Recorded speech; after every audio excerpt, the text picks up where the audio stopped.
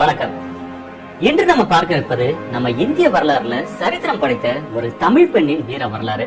நம்ம இந்தியால முதல் முறையா ஒரு பெண் ஆங்கிலேயர் எதிர்த்து போராடி இருக்காங்கன்னா அந்த பெருமை வீரமங்கை ராணி வேலுநாச்சியாருக்கு மட்டும்தான் சொந்தமானது.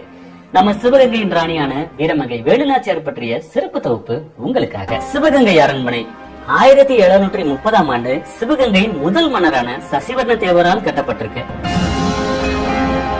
ஒரு காலகட்டங்கள்ல சின்ன மரவர் நாடு இல்லைன்னா சின்ன சேது நாடு இந்த மாதிரி பேர்ல தான் அழைச்சிட்டு இருந்தாங்க.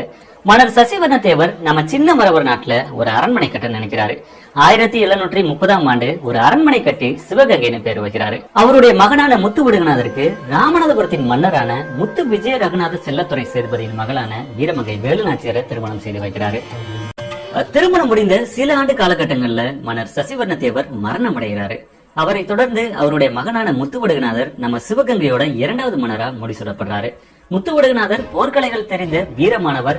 அவரை மாதிரி அவருடைய மனைவியான வேலுநாச்சியாரும் போர்க்கலைகள் தெரிந்த வீரமங்கை.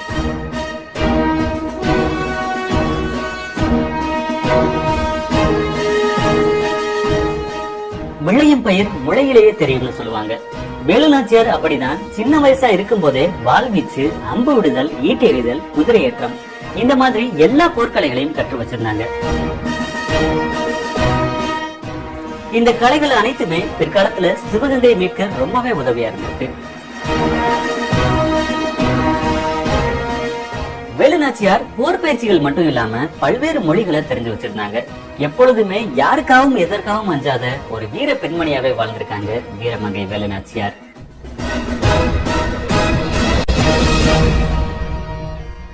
வேலுநாச்சியாருக்கும் முத்துவடுகநாதருக்கும் திருமணம் முடிந்ததுக்கு அப்புறமா வேலுநாச்சியார் 1746ஆம் ஆண்டு காலகட்டங்கள்ல நம்ம சிவகங்கைக்கு வராங்க. இவர்களுக்கு ஒரு பெண் குழந்தை பிறக்குது. அதற்கு வெள்ளச்சி நாச்சியார் அப்படின்னு பேர் வைக்கிறாங்க.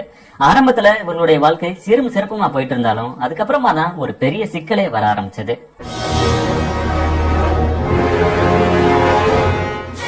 ஆற்காடு நவாப் படை ராமநாதபுரத்தை தாக்கி அடுத்ததா சிவகங்கையை குறிவைக்குது. நவாப் படையிடம் நவீன ரக ஆயுதங்கள் இருந்ததால அவர்கள் சிவகங்கையை தாக்கி தன்னோட கட்டுப்பாட்டுக்குள்ள சிவகங்கையை கொண்டு வரணும்னு திட்டமிடுறாங்க. இதற்கு முன்னாடி ஏற்கனவே ஒரு முறை மன்னர் முத்துவடுகநாதரிடம் போரிட்ட நவாப் படை அவருடைய வீரத்திற்கு இணையா போரிட முடியாம படுதோல்வி அடைகிறாங்க. மன்னர் முத்துவடுகநாதருடைய வீரத்தை தெரிந்து கொண்ட நவாப் படை அடுத்ததா சூழ்ச்சி முறையில மன்னரை வீழ்த்த முடிவு செய்து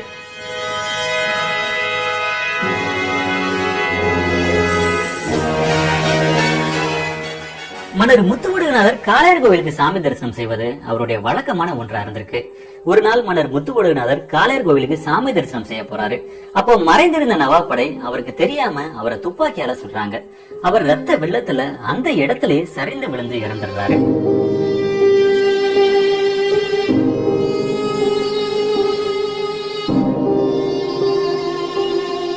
தன்னுடைய கணவர் இறந்துட்டாருன்னு செய்தியை கேட்டப்போ வேலுநாச்சியார் கதறி அழுறாங்க.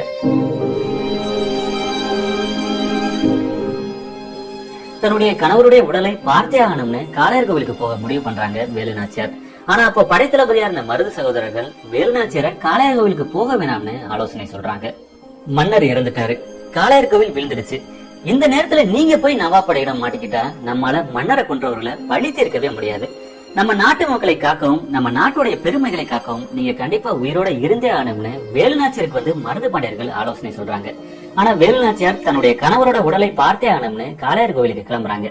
ஆனா அவர்கள் போகக்கூடிய வழியிலேயே எதிர்த்து சில நவாப் படை சிவகங்கையை தாக்க வேகமா வந்துட்டு இருக்காங்க.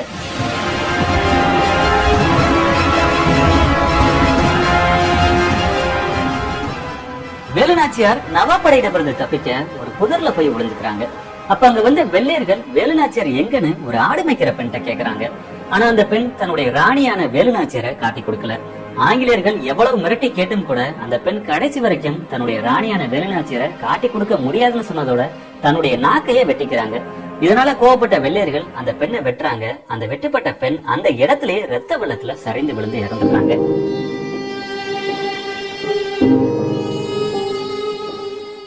இந்த சம்பவத்தை கேள்விப்பட்ட வேலுநாச்சியார் அந்த பெண் இறந்த அதே இடத்துல அவருக்காகவே ஒரு கோவில் எழுப்பி தன்னுடைய தாலியவே காணிக்கையா கொடுக்கறாங்க.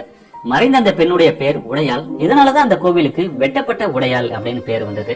நம்ம கொல்லங்குடியில் அமைந்துள்ள வெட்டுடையாள் காளியம்மன் கோவிலுக்கு இப்படி ஒரு பெண்ணின் தியாக வரலாறு இருந்திருக்கு. வேலுநாச்சியார் ஒரு வழி அந்த புதர்ல இருந்து வெளியே வந்து காளையர் கோவிலுக்கு போறாங்க.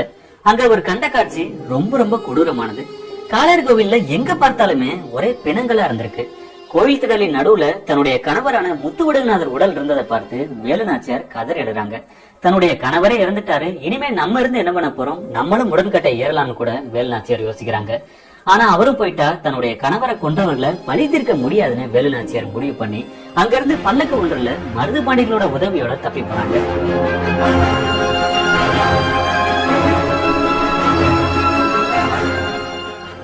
வேலுநாச்சியார் விருப்பாச்சி கோட்டை, திண்டுக்கல் கோட்டைகள்ல தனக்கு வேண்டிய பாதுகாவலருடன் சில ஆண்டுகளும் தங்கியிருந்தாங்க. அவருடைய எண்ணம் எல்லாமே தன்னுடைய கணவரை கொன்ற நவாப்பை பழி தீர்க்கணும் அப்படிங்கறதுதான். சிவகங்கையில தன்னுடைய பரம்பரை சின்னமான அனுமன் கொடிய பறக்க விடணும் அப்படிங்கறதுதான் வேலுநாச்சியாருக்கு ஒரே குறிக்கோளா இருந்திருக்கு. நவாப் படைகளை எதிர்க்கணும்னா தன்னுடைய போர் படைகளையே வலிமையாக்கணும்னு நினைச்ச வேலுநாச்சியார் ஹைதரிடம் உதவி கேட்கிறாங்க. ஹைதர் அலி, நவாப் இவங்க 2 பேருக்குமே ஏற்கனவே ஒத்து வராது. ஏன்னா அவங்க 2 பேருமே ஏற்கனவே பரம எதிரிகள். வேலுநாச்சியார் ஹைதர் அலிக்கு உதவி கேட்டு ஒரு கடிதம் எழுதுறாங்க. அதுக்கப்புறமா ஹைதர் அலி ஒரு முறை திண்டுக்கல் வந்தப்போ வேலுநாச்சியார் ஹைதர் அலியை பார்க்க முடிவு பண்றாங்க. 3 குதிரைகள்ல தன்னுடைய போர் வீரர்களோட ஹைதர் அலியை பார்க்க போறாங்க வேலுநாச்சியார். ஹைதர் அலி படை வீரர்களை பார்த்து வேலுநாச்சியார் வரலையான்னு கேக்குறாரு. அந்த நேரத்துல குதிரையில இருந்து கம்பீரமா கீழே இறங்கி தன்னுடைய தலைப்பாகையை கலட்டி நான் தான் வேலுநாச்சியார் வந்திருக்கேன்னு உருது மொழியிலே சொல்றாங்க.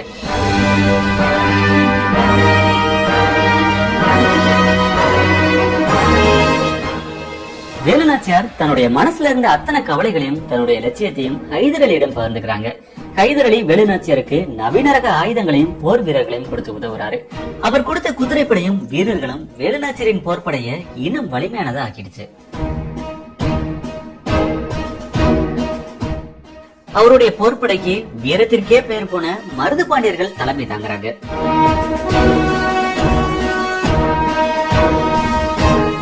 இப்படி அசைக்க முடியாத ஒரு பெரும் படைகளோட வேலுநாச்சியார் ஆங்கிலேயரையும் நவாப்பையும் வீழ்த்தி சிவகங்கையை மீட்கிறாங்க.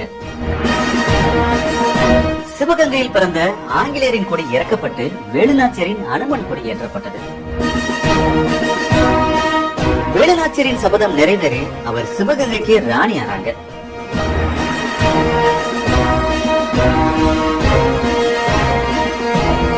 வேலுநாச்சியாருடைய ஒரே மகளான வெள்ளச்சி நாச்சியாருடைய திடீர் மறைவு வேலுநாச்சியாருக்கு மிகுந்த மனவேதனையை கொடுத்தது. ஏன்னா தன்னுடைய கணவரையும் இழந்து மகளையும் இழந்த வேலுநாச்சியார் மிகுந்த மனவேதனையோட உடல்நலக்குறைவால பாதிக்கப்பட்டு 1796ஆம் ஆண்டு டிசம்பர் 25ஆம் தேதி இந்த உலகை விட்டு மறைந்தார்.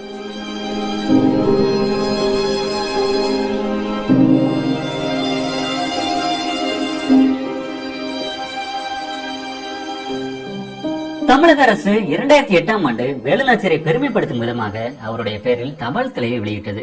நம்ம சிவகங்கையில வேலுநாச்சியாருக்காகவே மணிமண்டபம் கட்டப்பட்டிருக்கு. ஒவ்வொரு ஆண்டும் ஜனவரி 3ஆம் தேதி வேலுநாச்சியாருடைய பிறந்தநாள் அன்று சிவகங்கை அரண்மனை வளாகத்துல இரத்த தான முகாம் நடைபெற்று வருது.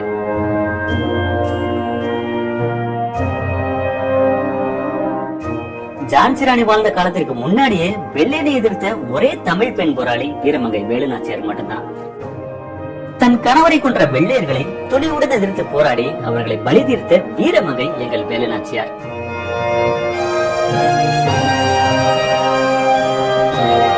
சிவகங்கை சீமையை மீட்டு சுதந்திர தேவி போல அரசாண்ட ஒரே வீரத்தமிழச்சி எங்கள் வீரமங்கை வேலுநாச்சியார். அவர் வாழ்ந்த சரித்திரம் மண்ணில் நாமும் வாழ்ந்து வருகிறோம் என்பதில் பெருமை கொள்வோம்.